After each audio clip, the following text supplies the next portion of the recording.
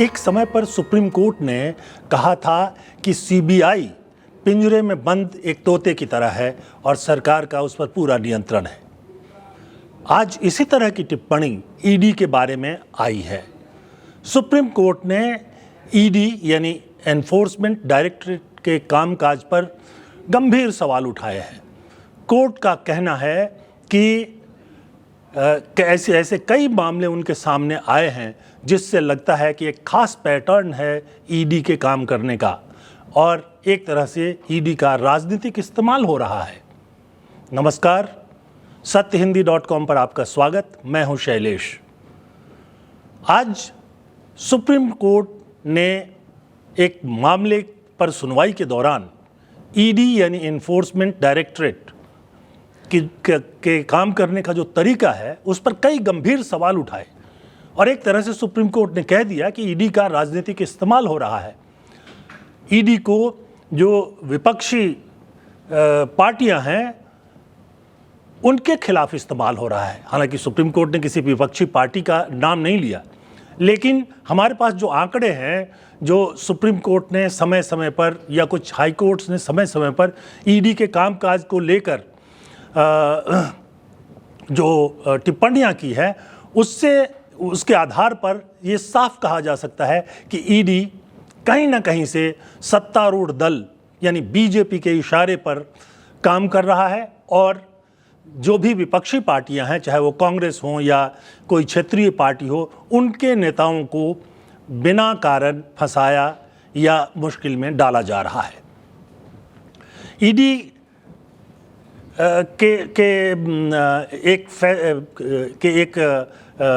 याचिका को पर सुनवाई के दौरान आज सुप्रीम कोर्ट ने जो टिप्पणी की उसको हम यहाँ रखेंगे। इसके पहले हम आपको बता दें कि ये जो मामला है कर्नाटक के मुख्यमंत्री सिद्धारमैया की पत्नी पार्वती से जुड़ा हुआ है। ये कर्नाटक में एक ईडी के अनुसार ज़मीन घोटाले का मामला है और इसके पहले राज्य की जो एजेंसी है उसकी जांच कर रही है। उसके बाद ईडी जो है सुप्रीम कोर्ट पहुंचा था और वो हाई कोर्ट के एक फैसले को रद्द करवाना चाहता था। इस पर सुप्रीम कोर्ट ने क्या टिप्पणी की, जरा हम पहले उसको देख लेते हैं।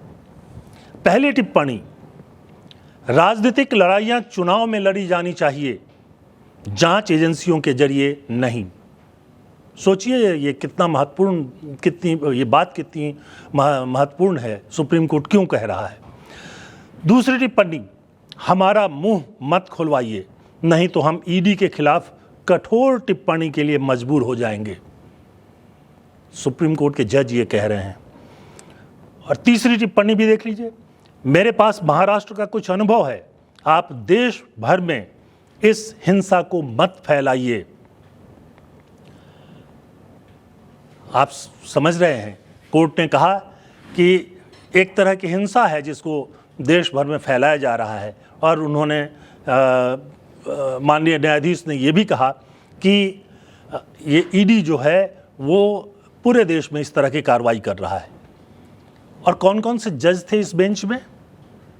एक तो चीफ जस्टिस BR गवई स्वयं थे, उसके अलावा जस्टिस विनोद चंद्रन भी थे। इसमें कुछ टिप्पणियां जो हमने आपके सामने रखी वो चीफ जस्टिस BR गवई के हैं, कुछ विनोद चंद्रन के हैं। ये मामला भी बहुत दिलचस्प है। ये मामला है मैसूरू अर्बन डेवलपमेंट से जुड़ा हुआ। मामला ये होता है कि ये MUDA जिसको कहते हैं, मैसूर अर्बन डेवलपमेंट कमीशन, उसमें उसने 1992 से ये मामला चल रहा है। कुछ ज़मीन जो मैसूर में शहरी विकास के लिए लिया था उसके लिए नोटिफिकेशन जारी किया। 1998 में कुछ ज़मीन को डी नोटिफाई किया गया, यानी कहा गया कि ये किसान खेती के लिए रख सकते हैं। 2004 में सिद्धारमैया की पत्नी पार्वती के भाई BM मल्लिकार्जुन ने यहाँ 3.16 एकड़ ज़मीन खरीदी। ये देखिए 2004 में खरीद रहे हैं। 2005 में ये जो 3.16 एकड़ ज़मीन है उसे दोबारा नोटिफाई किया गया, यानी दोबारा से मैसूर डेवलपमेंट कॉरपोरेशन ने कहा कि हम इस ज़मीन को ले लेंगे। अब 2014 में पार्वती को पता चला कि ज़मीन पर लेआउट विकसित हो गया है और उसका विकास किया जा रहा है, तो वो मुआवजे के लिए कोर्ट पहुंची। 2013 से 18 के बीच ये मामला चलता रहा। उस समय 13 से 18 के बीच में सिद्धारमैया कर्नाटक के मुख्यमंत्री थे। उसके मुख्यमंत्री काल में फैसला ये सारा मामला चलता रहा और इन्होंने उनके परिवार को जो मुआवजा देना था या ज़मीन के बदले ज़मीन देना था, उस मामले पे कोई कार्रवाई नहीं की। 2022 में बीजेपी के समर्थन से, जब समर्थन से क्या, बीजेपी के ही बासवराज बोम्मई मुख्यमंत्री हुए, तो उन्होंने जो योजना थी उसके आधार पर 14 प्लॉट जो हैं वो इनकी पत्नी पार्वती को, सिद्धारमैया की पत्नी पार्वती को अलॉट कर दिया। अब यहाँ पर देखिए कि सिद्धारमैया पहले मुख्यमंत्री थे 2013 से 18 के बीच में, तब भी उन्होंने अलॉट नहीं किया। अलॉटमेंट उसके बाद जब बासवराज बोम्मई की सरकार बनी तब हुआ, और सिद्धारमैया इस मामले से कहीं से भी जुड़े हुए नहीं हैं। इसलिए जब ईडी ने उन पर कार्रवाई की शुरुआत की तो कर्नाटक हाईकोर्ट ने उनके खिलाफ जो भ्रष्टाचार का आरोप था, यानी मुख्यमंत्री सिद्धारमैया के खिलाफ जो आरोप था, उसको खारिज कर दिया और खारिज करके ये कहा कि उसकी जांच होनी चाहिए और ये मामला सिर्फ उनकी पत्नी पार्वती से जुड़ा हुआ है। इसका एक कारण तो बहुत साफ दिखाई देता है कि जब मुख्यमंत्री थे 13 से 18 तक सिद्धारमैया, तब उन्होंने इस ज़मीन को उन्हें अलॉट नहीं किया। 2022 में जब बासवराज बोम्मई आए तो अलॉटमेंट किया गया। तो जाहिर सी बात है कि मुख्यमंत्री के तौर पर पहले या अभी के कार्यकाल में उनका कोई जुड़ाव नहीं था।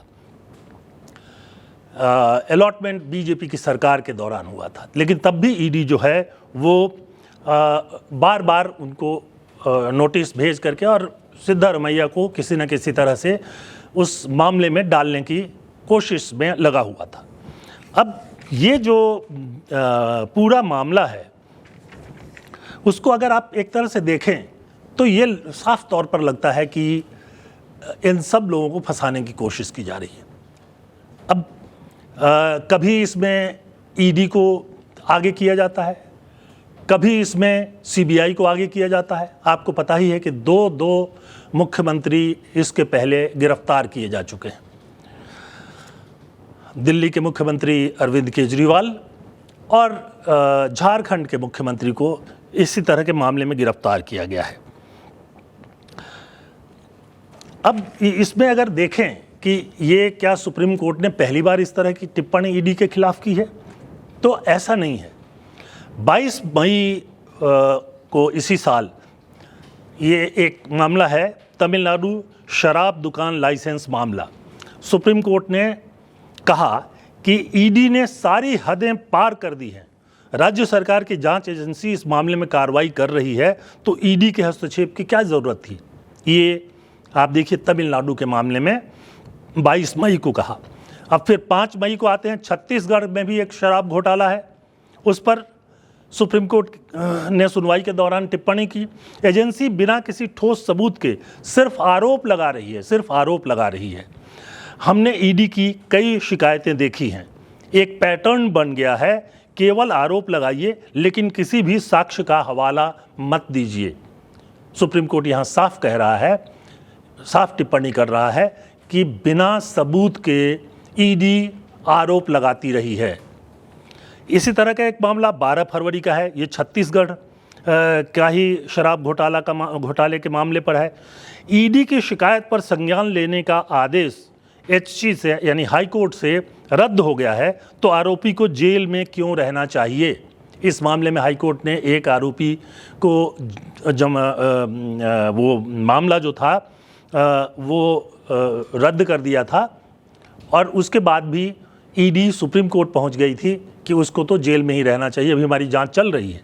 तो उन्होंने कहा कि भाई जब हाईकोर्ट ने उस समन को, वो जो शिकायत है उसको रद्द कर दिया है, तो फिर आरोपी को जेल में क्यों रखा जाए। और पिछले साल 4 अगस्त को भी सुप्रीम कोर्ट का उनकी एक टिप्पणी जो है सरला गुप्ता मामले में है। उसमें सुप्रीम कोर्ट ने कहा, एजेंसी जांच के दौरान जब्त दस्तावेज नहीं दे रही है। क्या ऐसा होना आरोपी के जीवन, व्यक्तिगत स्वतंत्रता, मौलिक अधिकार, इन तीनों का हनन नहीं है? देखिए कितनी गंभीर बातें चल रही हैं। लंबे समय से कहा जा रहा था कि सीबीआई एक पिंजरे में बंद तोते की तरह है और उस सरकार के इशारे पर कोई भी कार्रवाई करना शुरू कर देते हैं। अरविंद केजरीवाल मामले में भी अभी काफ़ी लंबा समय हो गया, कई महीनों तक जेल में रहने के बाद वो बाहर आए, अब वो मुख्यमंत्री नहीं हैं, उसके बाद भी कोई सबूत जो अदालतें हैं उनके सामने नहीं रखा जा रहा है, मामले की सुनवाई नहीं हो रही है। झारखंड में भी ऐसा ही है, हेमंत सोरेन फिर मुख्यमंत्री बन गए हैं, ये मामला वैसे का वैसे अटका हुआ है। पिछली बार जब उनको गिरफ्तार करने की बात हुई तो उन्होंने मुख्यमंत्री पद से इस्तीफा दे दिया था। तो ये बहुत साफ तौर पर दिखाई दे रहा है कि ईडी और सीबीआई जैसी और दूसरी और भी कई एजेंसियां हैं जो सीधे सीधे तौर पर राजनीतिक बदले की भावना से काम कर रही हैं। आप क्या सोचते हैं, हमें ज़रूर बताइएगा। आप अपनी राय भी सामने रखिए कि क्या ईडी को या सीबीआई को राजनीतिक दलों के हथियार के रूप में काम करना चाहिए या उन्हें निष्पक्ष जांच एजेंसी के रूप में काम करना चाहिए। हम आपकी प्रतिक्रिया का इंतज़ार करेंगे। हमारे कमेंट सेक्शन में जाकर अपनी राय जरूर दीजिए। हम ये भी अनुरोध करेंगे कि सत्य हिंदी का जो ऐप है उसको डाउनलोड कीजिए, बेल आइकॉन जो है उसको बजा दीजिए, सब्सक्राइब कीजिए और हमारे साथ जुड़े रहिए, क्योंकि आप ही हमारी ताकत हैं और हम निष्पक्ष और स्वतंत्र पत्रकारिता को जीवित रखना चाहते हैं। तो बहुत बहुत धन्यवाद, नमस्कार।